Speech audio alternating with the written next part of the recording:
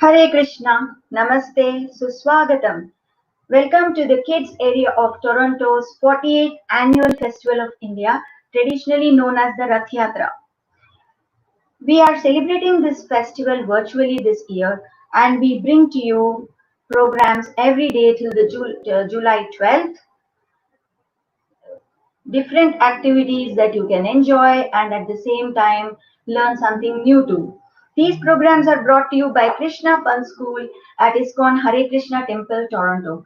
Based on the Vedic scriptures like Ramayana, Mahabharata, and Srimad Bhagavatam, Krishna Fun School has age appropriate activities, spiritual activities for kids aged 3 years to 14 years old. There are classes like um, role play, stories, drama, music, picnic days, movie nights, and much more. So we also conduct fine arts and language classes, the Indian classical dance, Hindustani classical vocal music, harmonium, Ridanga, Bhagavad Gita, and language classes like Sanskrit and Hindi. So moving on to the program of today, our special guest for the day is Megha Subramanian. Megha has devoted almost 3 decades to Bharatnatyam as an educator, practitioner, and a storyteller. Before moving to Toronto, she has conducted several workshops in understanding the language of dance, exploring divinity through ancient stories, and exploring rasas in different colleges in India. She recently published a story coloring book, Dance Your Way Out, which introduces people to the basics of the 8 Indian classical dance forms through their costumes, their stories, and the states of India from where they originated. You can get this book at amazon.ca. Her dance school Abhinayam teaches enthusiasts of dance to think and explore themselves through Bharatnatyam. More than anything, she considers that she is a medium that enables people to build their own connection with the divine through dance. So over to Megha for our wonderful workshop on Bharatnatyam. Thank you, Megha, for being with us today. Thank you. And Hare Krishna.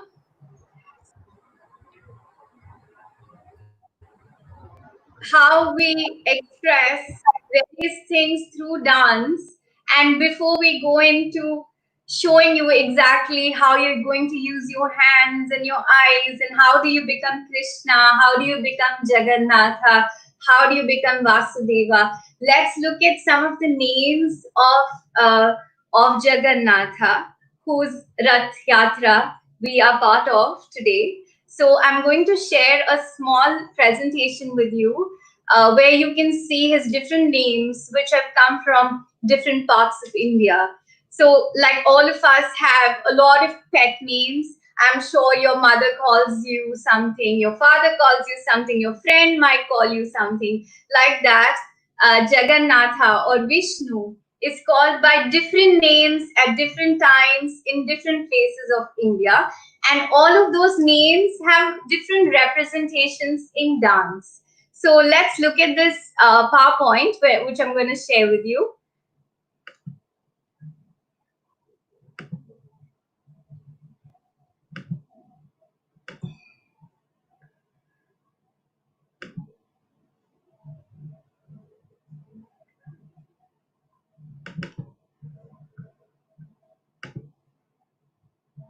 So this is what he is known as Vasudeva. So you know the shloka Om Namo Bhagavate Vasudevaya. So his name here Vasudeva, it comes from his father who carried him through the river and took him across to Vrindavan, where he met his new set of parents. So this is Vasudeva. The next we look at Tirumal Balaji. Now Balaji temple is in Tirupati, is really famous. This name of his is also really famous. He's also known as Venkateshwara Swami, both in Tamil Nadu and Andhra Pradesh. So that is Balaji, also Jagannath, also Vishnu. So this is his representation in these areas of South. Now you have Narayana or Ananta Vasudeva or Padmanabha, who is in the yogic slumber. He is sleeping on his bed, Ananta Shayana.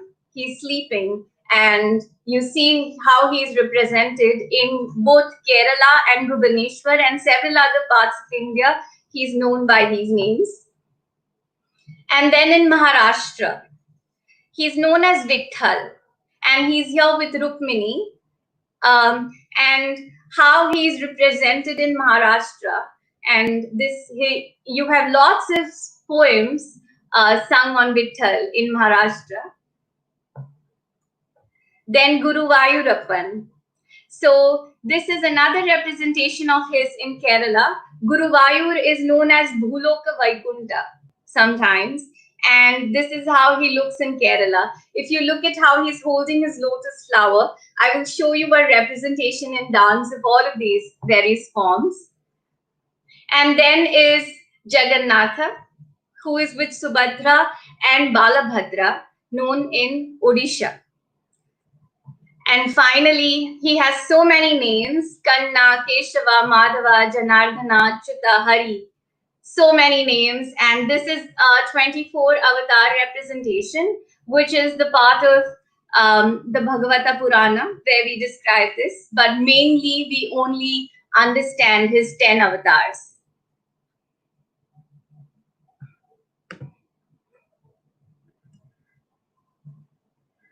So there, I've stopped sharing this. So just introducing you to various names of his, various forms of his. And why are these so important to, to relate to him in different ways? Because everybody connects with him differently in different parts of India, in different parts of the world. There are also statues of his in Thailand, in Indonesia. There is a version of the Ramayana. So different parts of the world also has connections with Krishna, with the form of Vishnu. And it's everybody making their connection with him, right? So even through dance, what we're doing is building a connection with all of these various names, because they all stand for different things. So based on what you're feeling, you can connect with him. So I'm going to look at some of the poems which are written by different poets, and they have built a connection with him through these songs. So let's look at Adi the Nuranga. Just a few, like a first line or something, because here he's talking about Krishna's Kalinga Nardhanam, when he danced on Kalia, and how he saved the people from this poisonous snake. Now, this is how we understand the story, but he's also saving the snake. The poisonous snake is also saved. Can you imagine what a great feeling it would have been to just come in contact with Krishna? Imagine Krishna just touching you, his feet touching you. So even for Kali, I'm sure it was such a wonderful experience just to be in touch with Krishna. So it's everybody undergoing elevation, moksha at the same time. So let's look at Adi the Nuranga.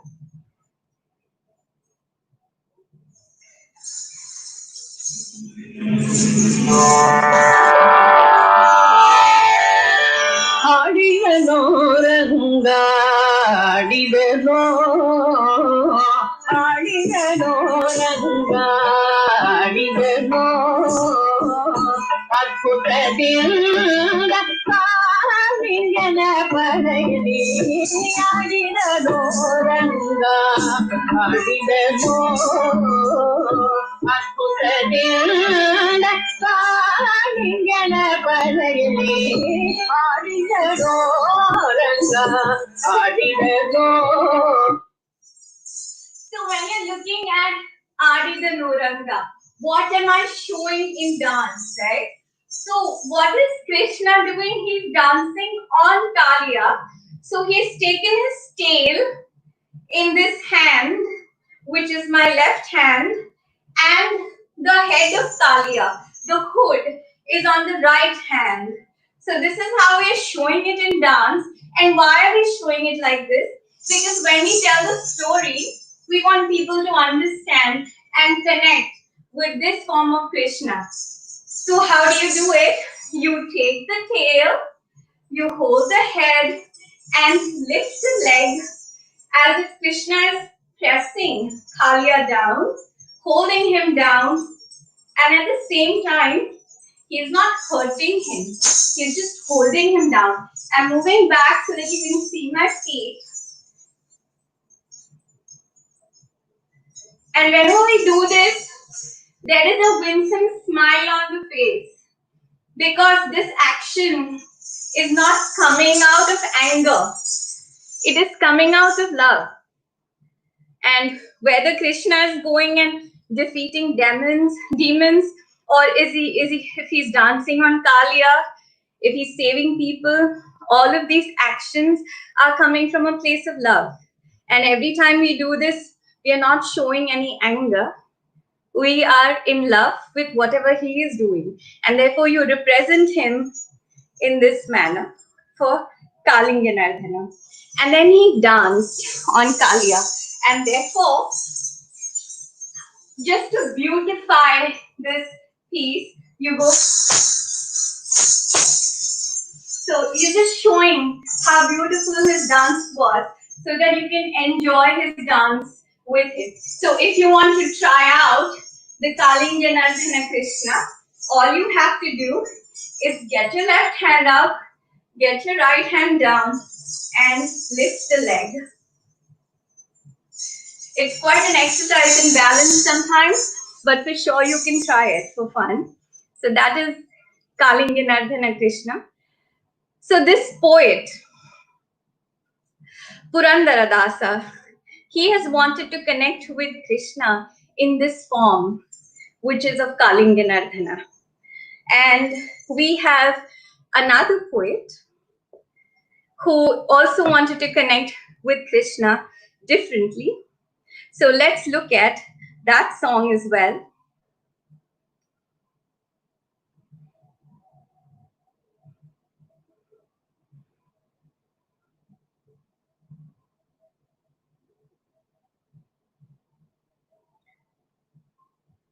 I'm just trying to play the song, sorry.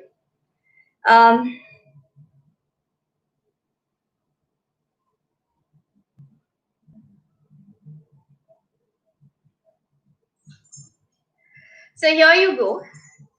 Now, if you look at this song, Alai Payu De Kanna, the poet here is not connecting just with the form of Krishna. The poet here is expressing a state of mind and telling Krishna, my mind is not feeling good. It is wavering. It is going everywhere. Can you please sing your flute and make it steady? Because in the sound of the flute, my mind becomes steady. What does it mean to have a wavering mind, right? I want to do this. Suddenly, I want to play games. I don't want to do school homework. But I know that I have to do school homework.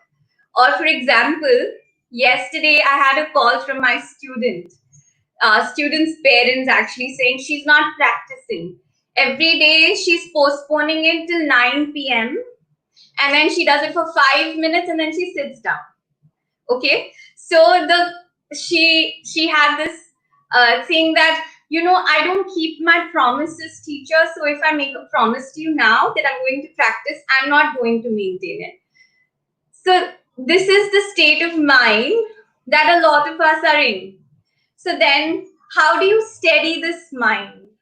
How do you tell yourself, yes, I didn't keep my promise yesterday, but that does not mean I'm that person.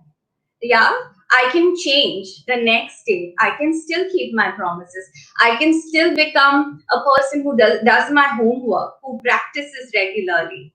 You can always change who you were in the past, right? Why? Because you are, in a way, already connected with Jagannatha. And if you access that part of you, you will already change.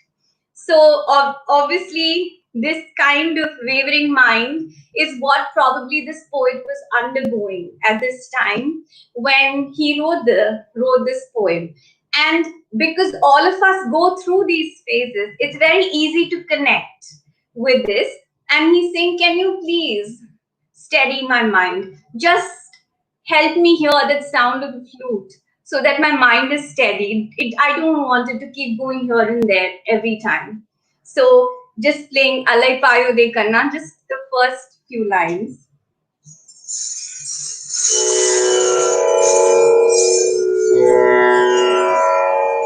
Alai Payo De Kanna, Manam Alai Payo De. ಆನಂದ ಮೋಹನ ವೇಣುಗಾನ ಮದಿ ಪಾಯುದೇ ಕಣ್ಣ ಹರಿ ಪಾಯುದೇ ಉನ್ನಾನದ ಮೋಹನ ವೇಣುಗಾನ ಮದಿ ಪಾಯುದೇ ಕಣ್ಣ.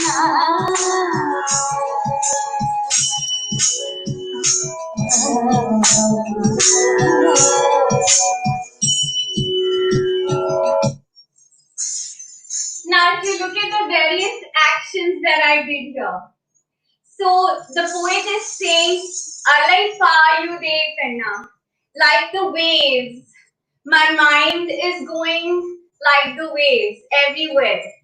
So we are taking a lot of actions from nature, where we show the waves. And what is the state of mind? The state of mind is that of confusion, not of complete pleasantness, but the poet and the dancer are trying to access pleasantness, happiness. What is he saying? My mind is wavering. Can you please, in your flute, there is so much joy and happiness. Can I access that? Can you sing for me? I want to access that. So, Alai Payu De, my mind, yen manam, going everywhere.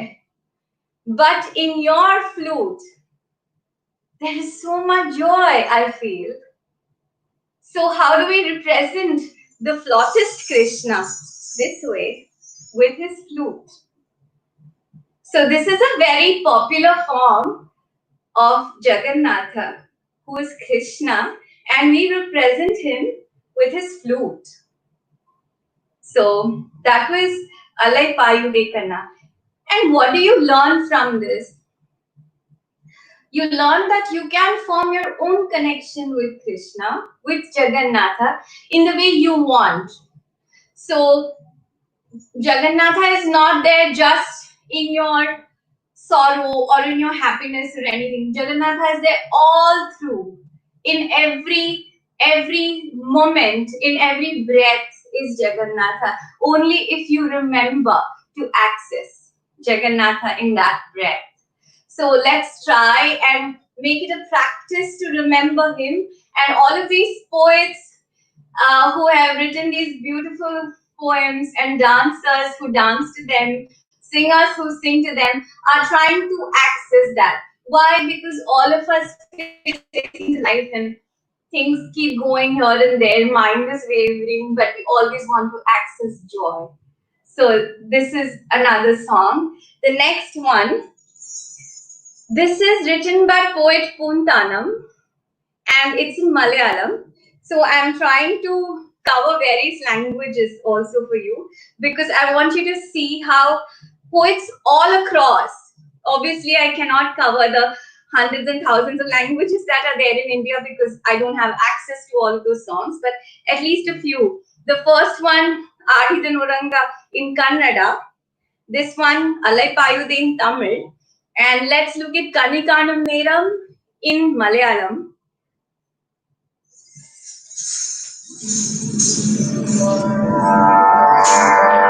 Kanikanu mero kamalane prandaniya mero manya sugisati.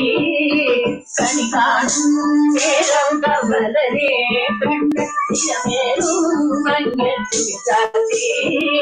Kanakini varagal mori alinyu panero bhagavane. Kanikanu mero kamalane prandaniya mero manya sugisati.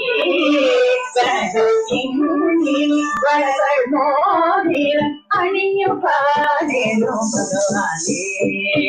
Kanikanu So this song, this poem is really interesting because it sets a different context of Vishu. So in Kerala, when there is Vishu, we when we wake up in the morning, I don't know how many of you celebrate Vishu, but what happens is when we wake up in the morning, the oldest person, the oldest family member, they close our eyes and then they take you to view this Kani. It's called Vishu Kani, where you have Guru Ayyappan right in the center, who is a form of Jagannatha Krishna again, right in the center with a lot of jewelry, with fruits, with vegetables, with dals, everything just decorated, whatever is there in the house. Why? Because everything that we have is his. We are his, we are part of him. So we're celebrating him with Vishu. And it also happens to be the new year. So they close our eyes and they take us to see this Kani. And the first sight that the poet wants or any of us get is the photo of Guru Ayyappan right in the center. And then the feeling that you get, which the poet is describing. When I see that Kani Kanam Neram, your beautiful lotus eyes, Kamala Netrande, Tirumenum Manyal Tudicharti, all the dresses that you're wearing, beautiful yellow golden robe that you're wearing, and then in your waist you have these small bells and they make such beautiful sounds. Now, this is his imagination, or he really felt it. We don't know. But what we know is we are able to get the feeling from this poem.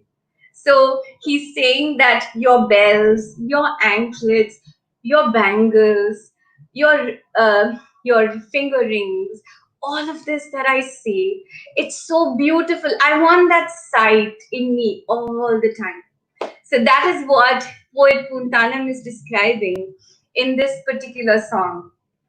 Now let's look at Krishna and jewelry and riches and everything that is part of Jagannatha and part of Krishna as well. So this is my particular theory. This is what I think it is. So we all dancers, we dress up a lot. If you look at our dance costumes, they're very elaborate.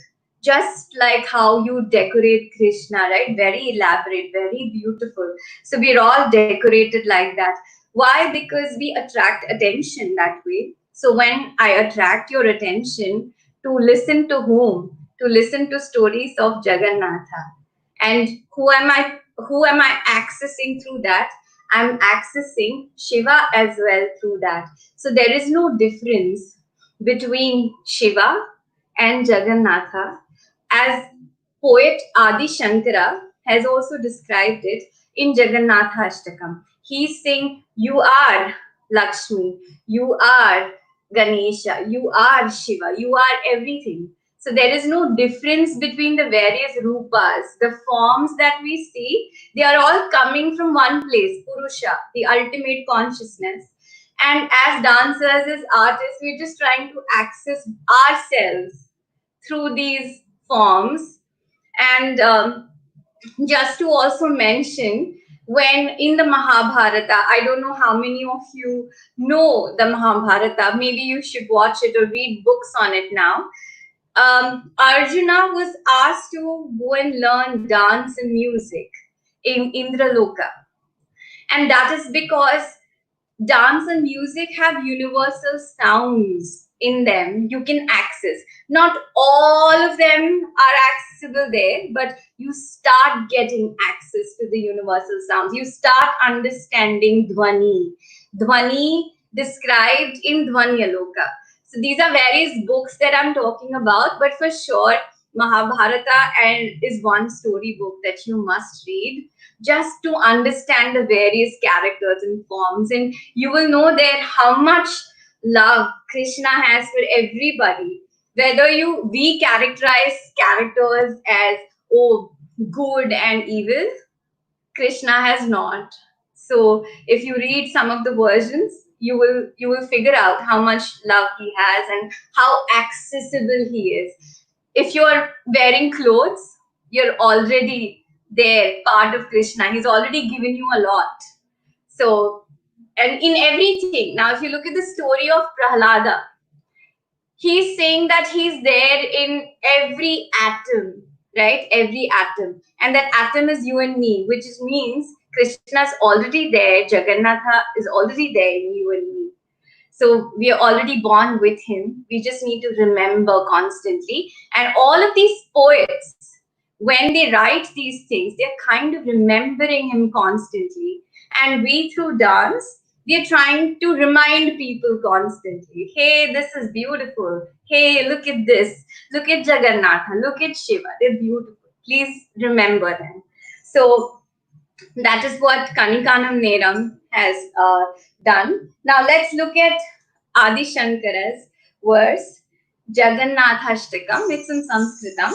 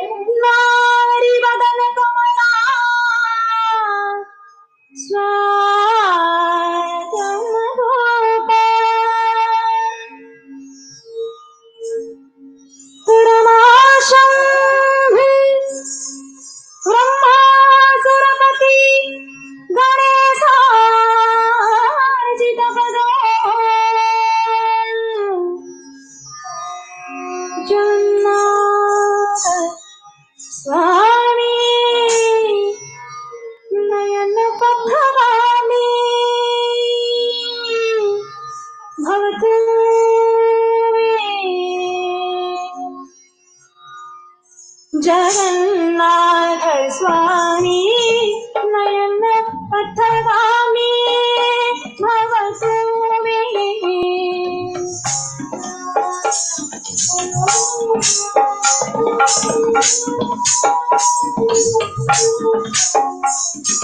Mujhe sabke remam.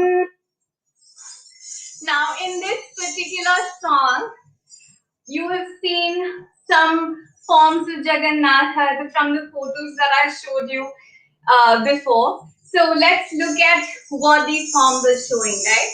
So he holds Shankha and Chakra. So the conch and the Chakra, the wheel. So how do you do Shankha? You get your left hand thumb out, hold it with the right hand, and then you take it on top of the left hand. This is on the left, the Shankha. And then Chakra, you have your right hand, all fingers together, left hand on top, Chakra. There's another way of showing it. Here, you can keep Shikharam, just thumbs up. And there is this hasta here. Now, this hasta is called Shikharam. All of these things have names in dance. So, I don't really want to confuse you if you don't already know them, but this is Shikharam, this is Suchi, and the chakra goes. This is Shankha and Chakra.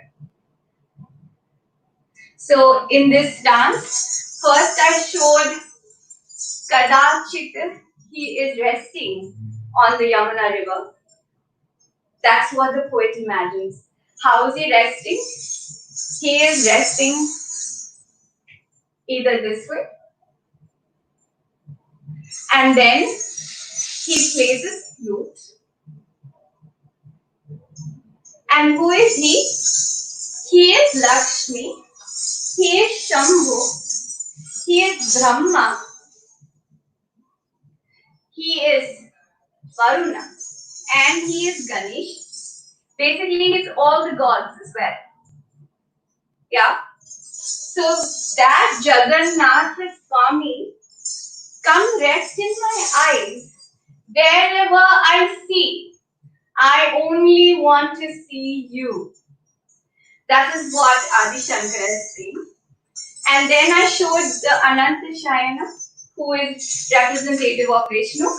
So we take the snake and then we stretch our legs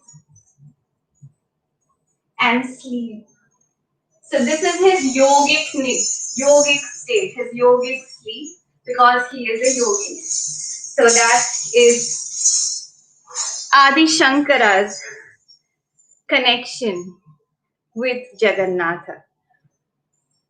Now we go on to the next one, which is another beautiful poet, Annamacharya, in Telugu. Now, what is this poet saying? This poet is again imagining little Krishna and his time with Yashoda and Devaki, both his mothers. And he's saying that in Yashoda's courtyard, this is the only pearl. And she's so fond of him. She's kissing him, she's hugging him, and she loves him so much. And what do I say about the greatness of this little one who is Devaki's son as well? So he is just so fond of Krishna, his little tricks, how he steals butter, how he goes and hides, all of these little funny, naughty things about him. He's so fond of him. And so are we all, right? Because that's how Krishna attracts us. So let's look at Muddugare Yashoda.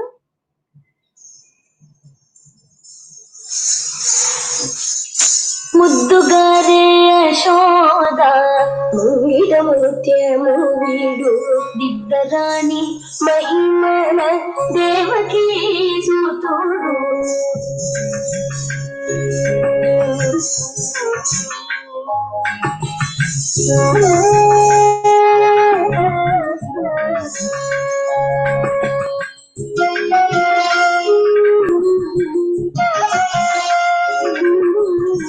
ಮುತ್ತುಗಾರೆ Yashoda ಮೂವಿಡ ಮುತ್ಯಮು ವೀಡು ದಿಬ್ಬರಾಣಿ ಮಹಿಮನ Devaki ಸುತುಡು ಮುತ್ತುಗಾರೆ Yashoda ಮೂವಿಡ ಮುತ್ಯಮು ವೀಡು ದಿಬ್ಬರಾಣಿ ಮಹಿಮನ Devaki ಸುತುಡು ಮುತ್ತುಗಾರೆ Yashoda. So here, what am I showing, right?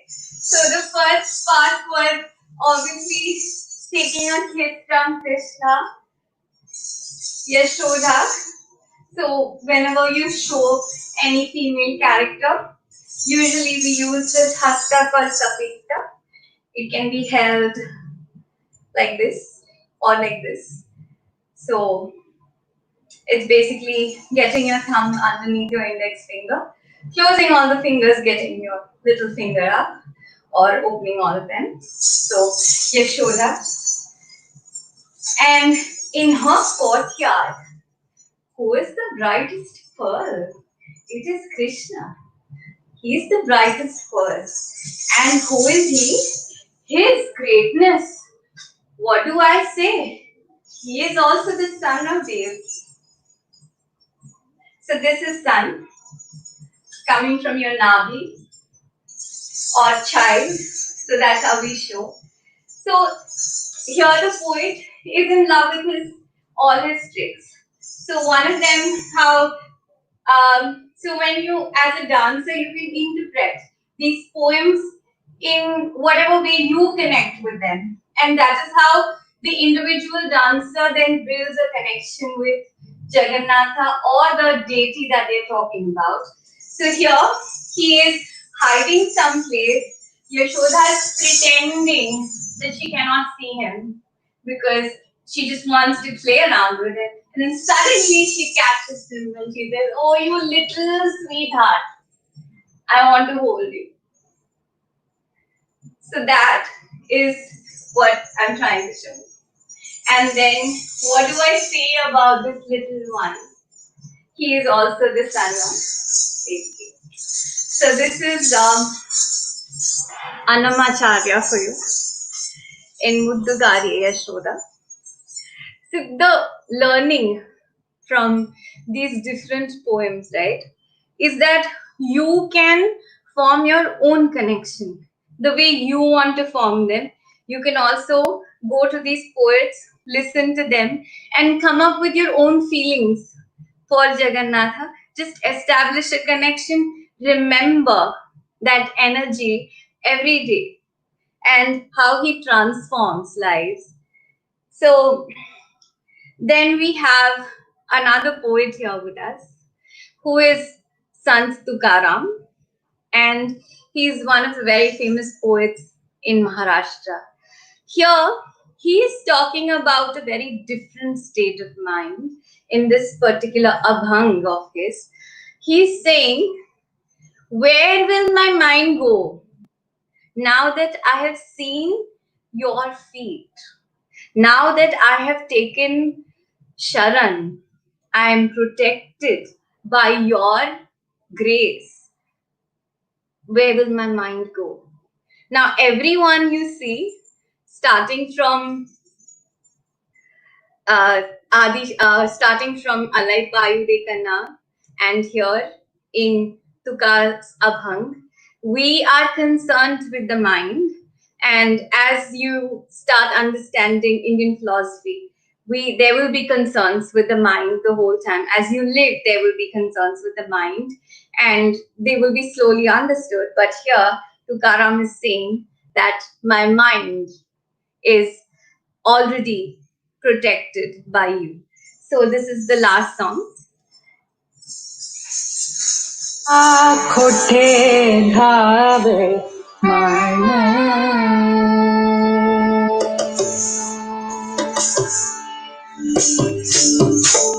आता खोटे धावे माने तुझे छगन देख लिया आता खोटे धावे माने तुझे छगन देख लिया आता खोटे धावे माने तुझे चरण देख लिया तुझे चरण देख. So this was Tuka Bhang, Ata Kothe Dhave Man. Now from all of these poems, I hope you are able to remember how to show Krishna. So with his flute, right? Get your hands this way. One hand here, one hand there. So that is Krishna. And obviously Jagannatha, we can show with Shankha and Chakra. This is Vishnu or Shankha Chakra. So I'm going to now leave you. Hopefully you will look at dance and music differently as forming a connection with Jagannatha.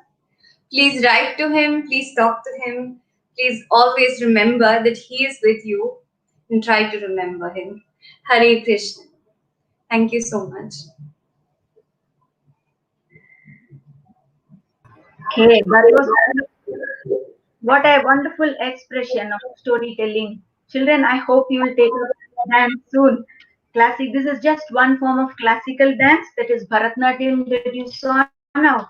And in her book, she has talked about the 8 forms of classical dance. If you want that book, you can purchase it at amazon.ca or Dance Your Way Out. Okay, thank you very much, Megha, for that wonderful performance. Yeah. So, as part of our Krishna Fun School, we encourage children to take up classical forms of dance, music, and since this is a kids program, we had asked for some performances from children. And in that series, today we are happy to present Pragnya Harsha, who will present before you Narayanate Namo Namo in the Bharatnatyam form of classical dance.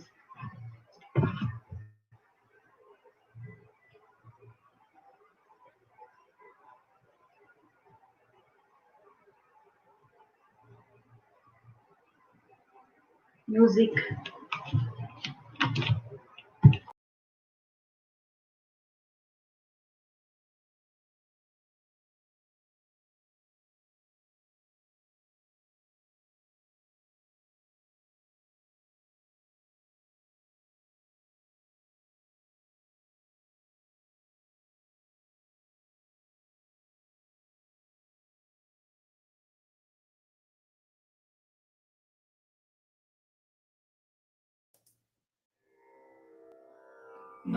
नारायणते Namo Namo नारायणते Namo Namo Narad संयुत Namo Namo नारायणते Namo Namo Narad संयुत Namo Namo नारायणते Namo Namo Narad संयुत Namo Namo नारायणते Namo Namo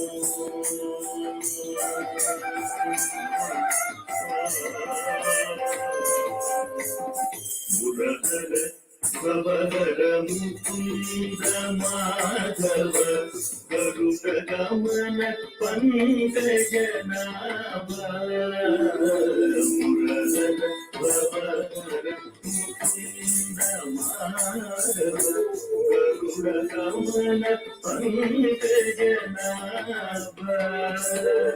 परम पुरुष भवबंध विमोचन परम पुरुष भवबंध विमोचन नरमृग शरीर नमो नमो नमो नरमृग शरीर नमो नमो नारायणते नमो नमो नारद संयुत नमो नमो नारायणते नमो नमो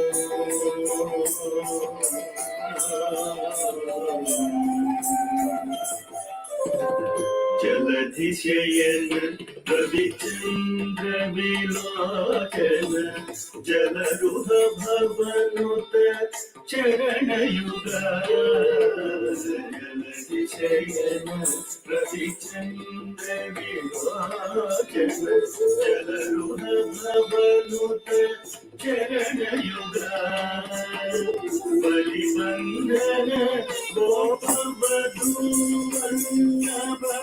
बलिवंदन गोप वधू Vallabh नलिनोदरते Namo Namo Namo नलिनोदरते Namo Namo नारायणते Namo Namo Narad संयुत Namo Namo नारायणते Namo Namo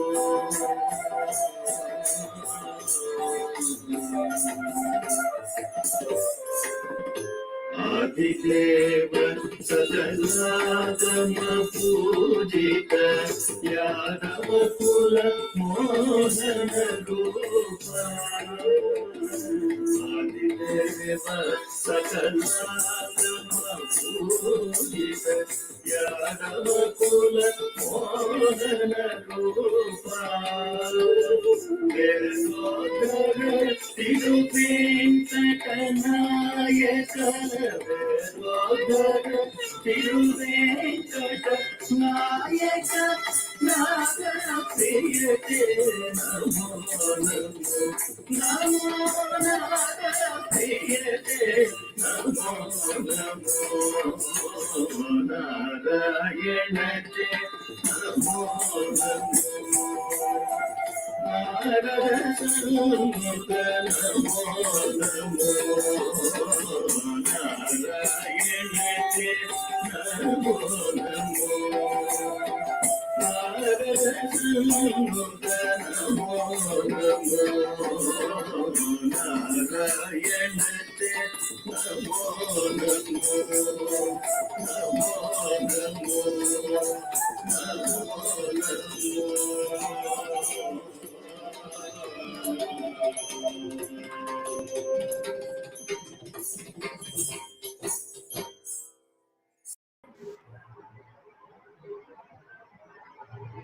Thank you, Pragnya, for that wonderful representation of this Narayana Te Namo Namo.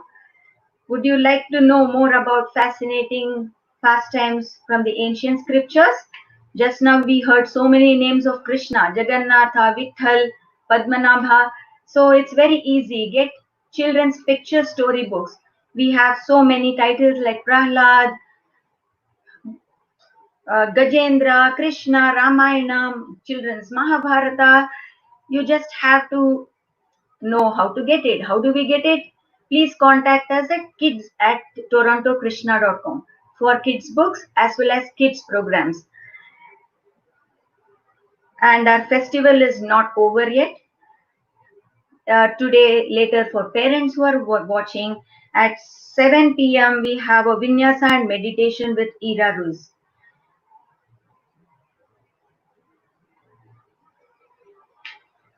So tomorrow in our kids program, we won't have much because we have a wonderful 12-hour kirtan happening tomorrow. First, we bring you a seminar, Lotus in the Swamp, by Sachinandan Swami at 8:30 a.m. tomorrow, followed by our famous Festival of India 12-hour kirtan, which will begin at 10 a.m. tomorrow and will go on till 10 p.m. in the night. So before that, thank you very much, children, for logging on and taking part in today's festivities of India, Festival of India 2020. And don't go away. We have a small video for you on the bond of music by Anand Murari Das to set the mood for tomorrow's 12-hour Kirtan. So thank you. Meet you at the kids area on Saturday, 4 p.m. Hare Krishna. Don't go away. We have a program for you now.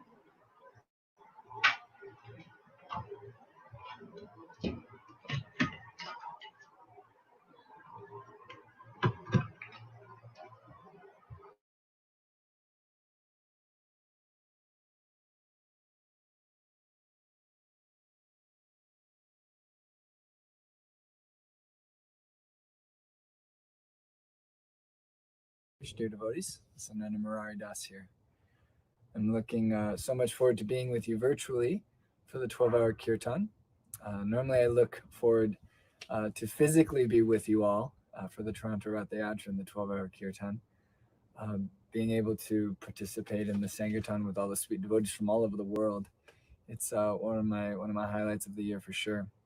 However, tolerating this year, and we'll have to be satisfied by being virtually connected. One thing I've noticed though is that there's still such a potency there that there really isn't so much of a loss. I found great joy in being able to connect with people from all over the world, even if it's just faces on a screen, and specifically when we're connecting around spiritual sound vibration. when we're connecting around discussion that's elevating and guiding our lives towards that supreme goal, love for God. And so it's really quite fortunate, um, even amidst all these crazy things that are going on in the world. It's really quite fortunate that we have such a solace, in sound vibration, specifically sound vibration that comes directly from the spiritual world. Golokera prema dana harinam sankirtan, right? It's this gift of love from the planet of the cows. Goloka, directly being imported by Chaitanya Mahaprabhu from Vrindavan, Goloka Vrindavan. This song, these prayers, this dancing, this chanting, all of these things that are coming directly from the spiritual world and entering into our life, thus making our life, thus opening the door for our life to become completely spiritualized. And so I was asked to speak about this idea, about this concept of music being our bond, right? And this is so much applicable to us as Bhakti Yoga practitioners. In the Vedanta Sutra, it's stated, Anavritti Shabdat, that actually one becomes liberated by sound. Anavritti Shabdat, that the sometimes this word vritti is used, it's all these things that the mind is tied to, right?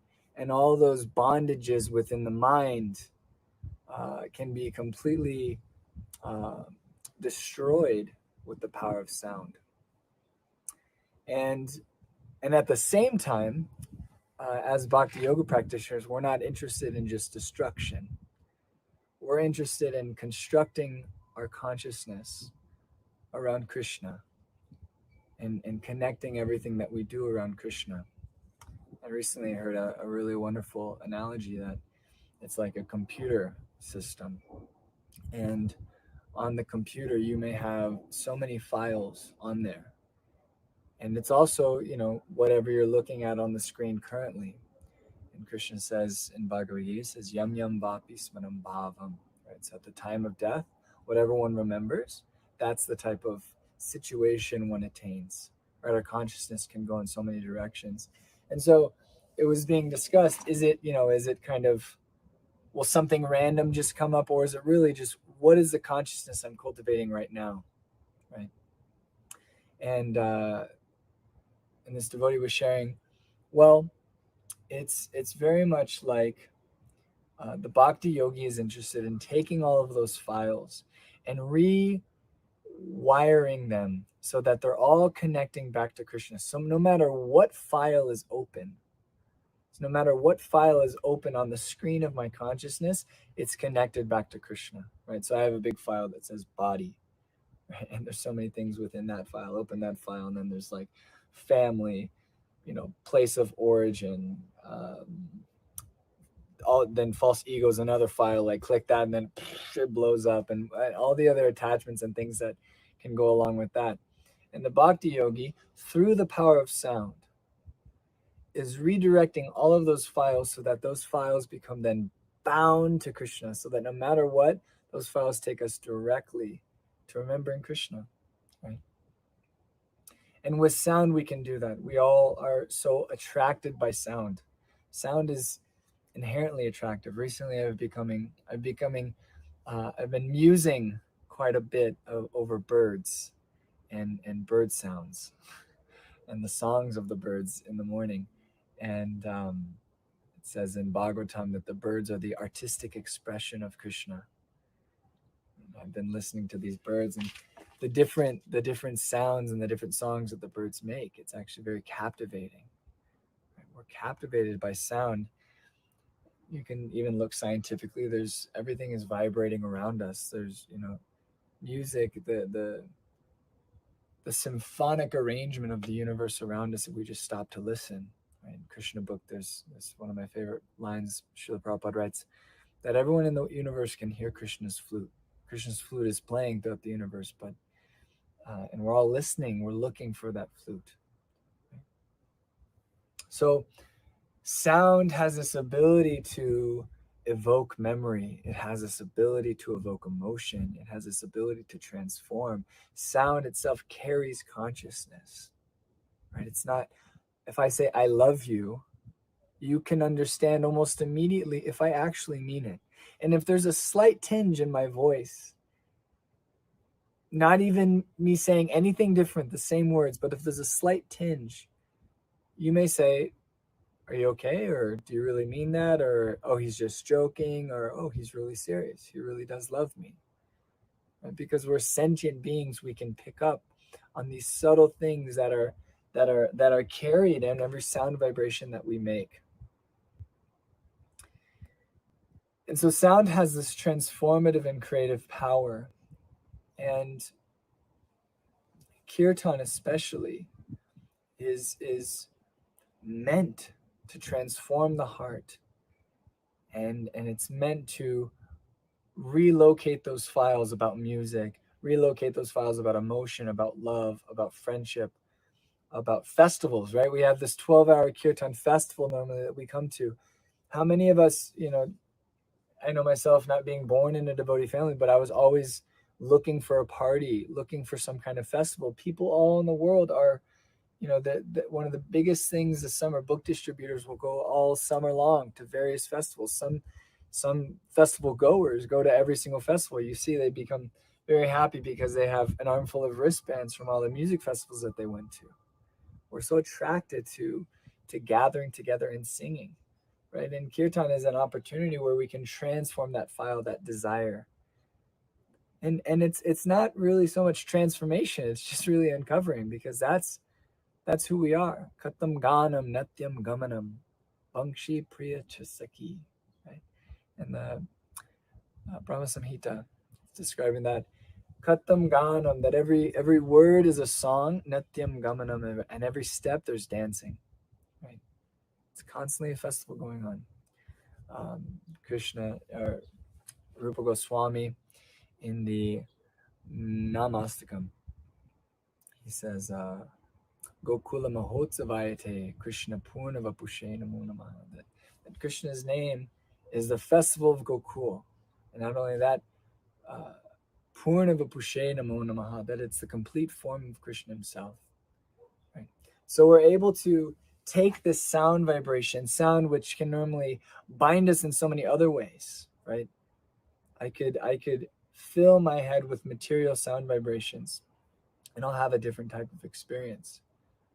I can fill my head with the news cycle for 15 minutes. What to speak of, some people are glued to the news cycle.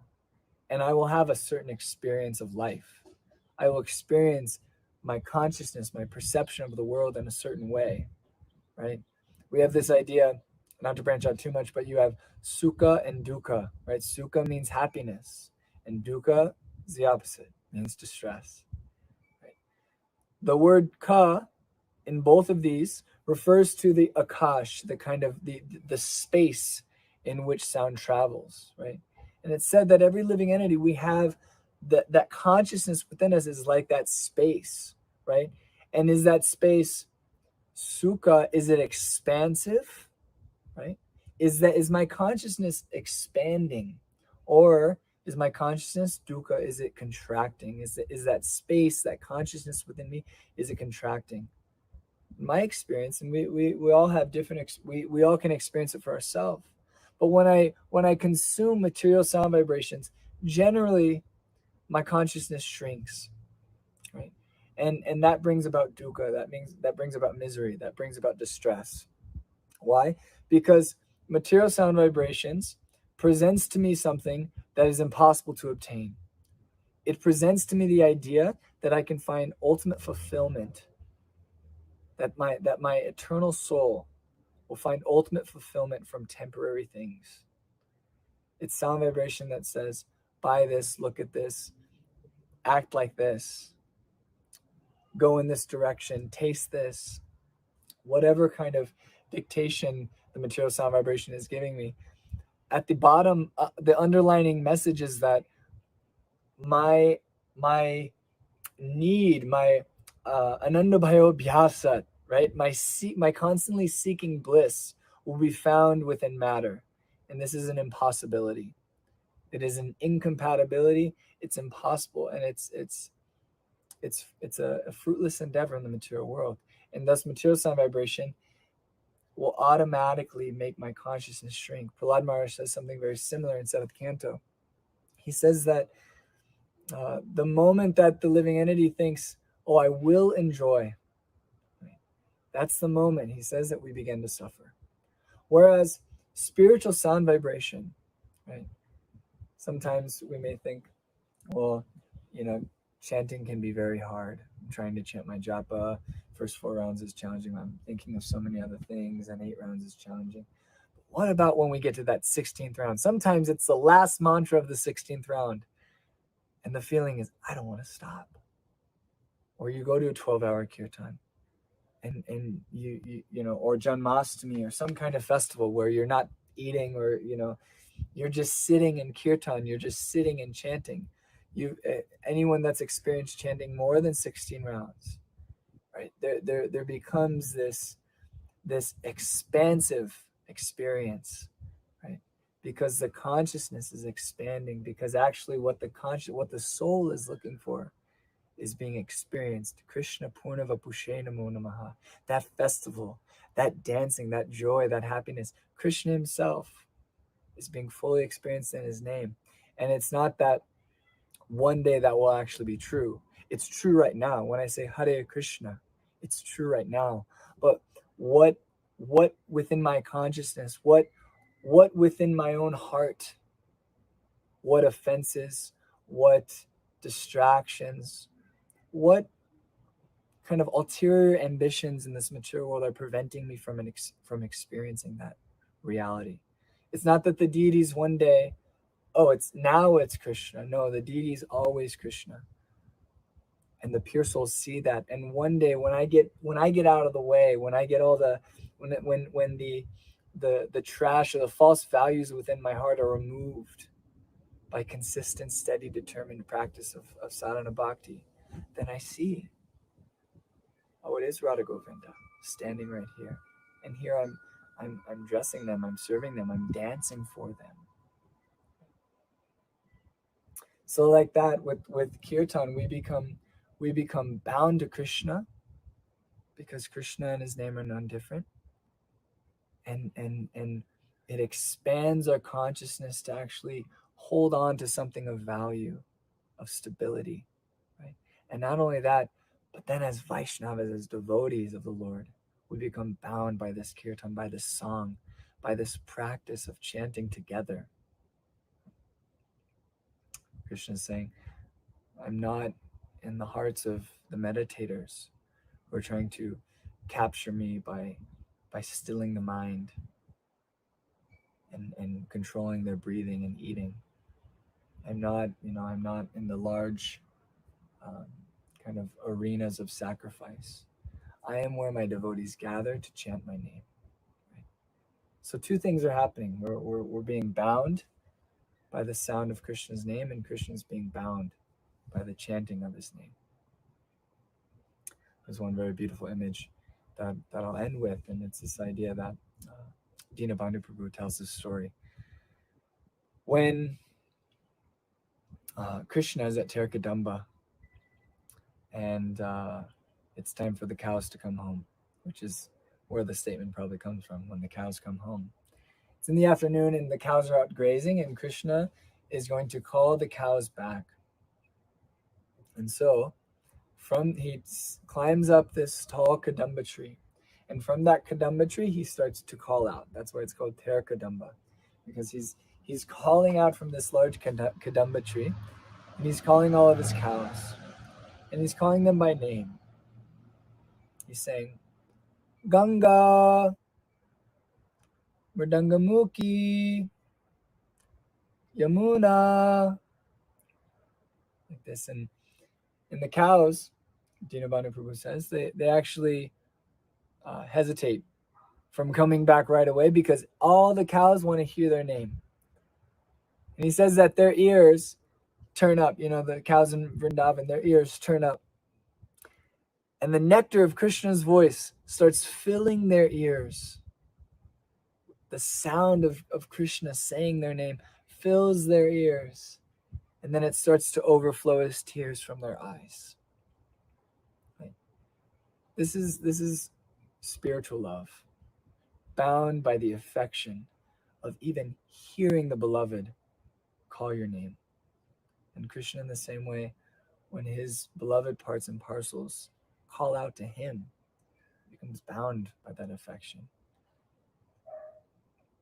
So this has been helpful for me, just kind of reflecting a little bit on what it is actually when we chant kirtan, that we're being liberated by this sound vibration, but not only that, we're being liberated from the bondage of the material world to be bound up with Krishna.